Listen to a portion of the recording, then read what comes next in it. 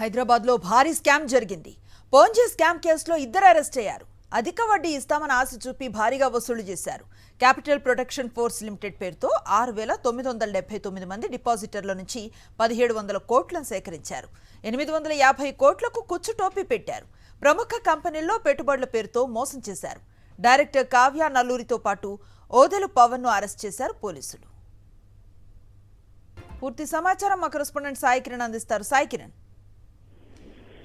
హైదరాబాద్ లో భారీ స్కామ్ చేసినటువంటి వ్యక్తులను సైబరాబాద్ పోలీసులు అరెస్ట్ చేశారు. సైబరాబాద్ ఎకనామిక్ వింగ్ పోలీసులు ఇద్దరు ప్రధాన నిందితులను పవన్ కుమార్ వదిల అలాగే కావ్య నల్లూరి వీళ్ళిద్దరు కూడా ఫాల్కన్ క్యాపిటల్ వెంచర్స్ అనేటువంటి ఒక ఫైనాన్స్ సంస్థ అనేటువంటి ఒకటి ఓపెన్ చేశారు. దీని ద్వారా పెట్టుబడులు పెట్టించుకొని అంటే డబ్బులు కట్టించుకొని హై రిటర్న్స్ ఎక్కువ లాభాలు వడ్డీతో సహా ఇస్తాము అంటూ నమ్మబలికారు.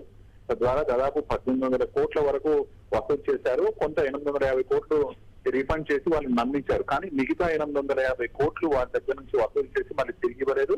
బాధితులు దాదాపు 6,900 మంది బాధితున్నారు. వీళ్ళందరి దగ్గర నుంచి కొంతమంది దగ్గర లక్షల్లో వసూలు చేస్తే మరి కొంతమంది వేలలో వసూలు చేశారు. మొత్తానికి 850 కోట్లు వసూలు చేశారు. మళ్ళీ తిరిగి వారికి డబ్బు రాకపోవడంతో వాళ్ళంతా పోలీసులను ఆశ్రయించడంతో పోలీసులు అసలు దీని వెనకాల ఉన్నటువంటి చేయించేసరికి ఈ ఇద్దరు కూడా 6,000 మంది దగ్గర హై రిటర్న్స్ ఇస్తామంటూ కూడా డబ్బులు వసూలు చేసి మోసం చేసినట్టు గుర్తించారు.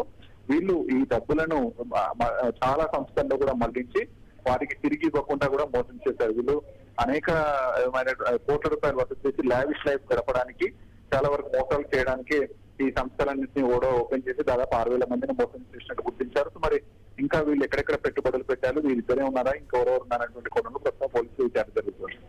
Right, thank you Sai Kiran.